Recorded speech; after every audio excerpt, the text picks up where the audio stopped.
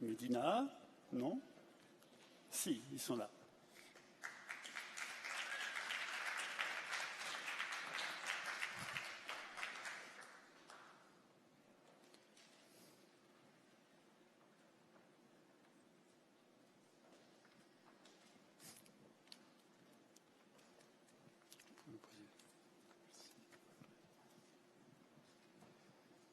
Bonjour à tous.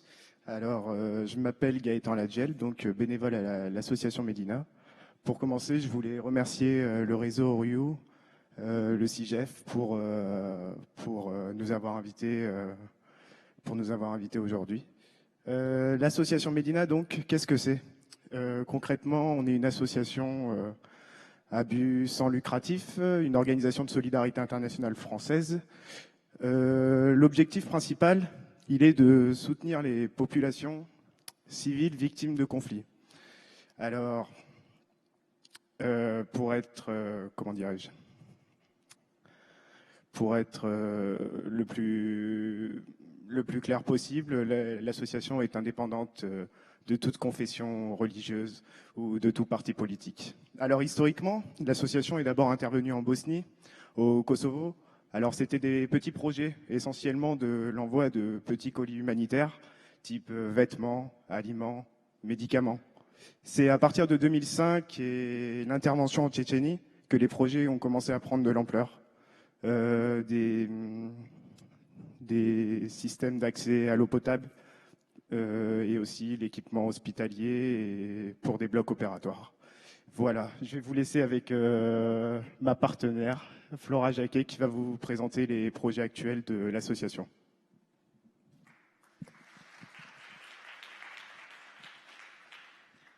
Donc moi je vais vous parler des projets menés par l'association donc à l'international. Donc à savoir que pour l'instant donc nos projets en cours sont donc en Syrie et en Palestine, donc plus spécifiquement dans la bande de Gaza. Donc je vais commencer par vous parler des projets que nous avons donc en Syrie. Donc le premier, c'est une maternité qu'on a donc construite donc dans la banlieue d'Alep. Donc malgré les conflits qu'on connaît actuellement, on a la chance de voir cette maternité qui fonctionne quand même plutôt bien.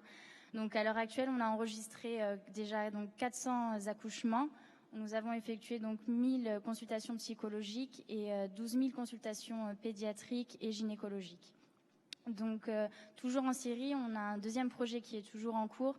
Donc il y a un appui à un camp de déplacés internes, donc qui se trouve à la frontière syro-turque, donc à Gaziantep. Donc là, l'objectif principal est d'apporter l'équipement nécessaire aux populations, aux déplacés internes de ce camp, donc à savoir des couvertures, médicaments, vêtements et autres.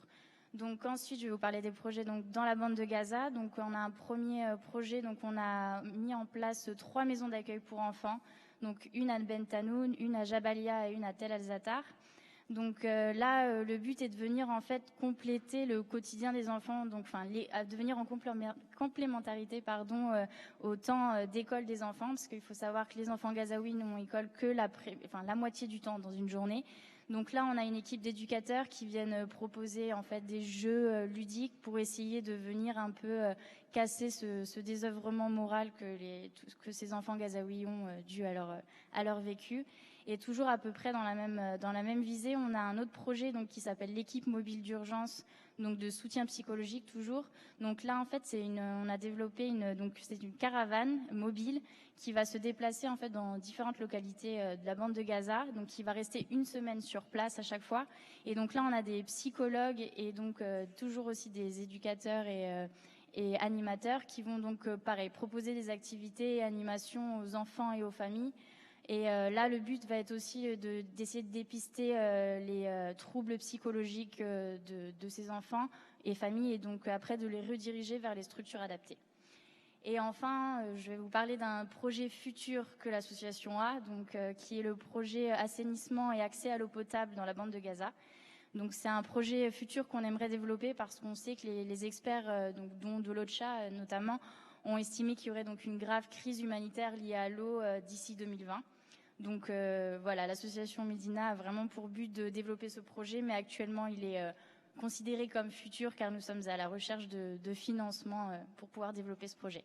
Donc je vais repasser le micro à Gaëtan pour vous parler des projets de l'association au niveau local, donc en France.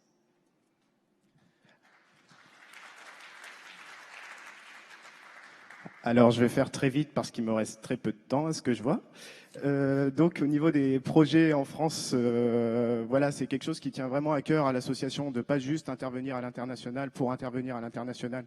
Donc, quel genre de projet on met en place au niveau local? Concrètement, c'est de la sensibilisation avec des collèges, des établissements publics.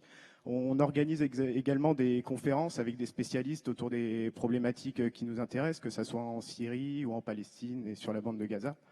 Enfin aussi l'organisation d'événements, c'est des choses, vous savez, toutes bêtes comme des repas solidaires, organiser des vernissages d'artistes syriens. Mais en fait, on se rend compte qu'on parle souvent de géopolitique, de stratégie, de position militaire. Mais on oublie vraiment que derrière tout ça, il y a quand même des peuples, des civils qui souffrent. Et on a l'impression qu'on ne parle pas suffisamment d'eux. Voilà. Et c'est pour ça qu'on essaye de militer à l'association Médina. Je vous remercie. Merci beaucoup à vous.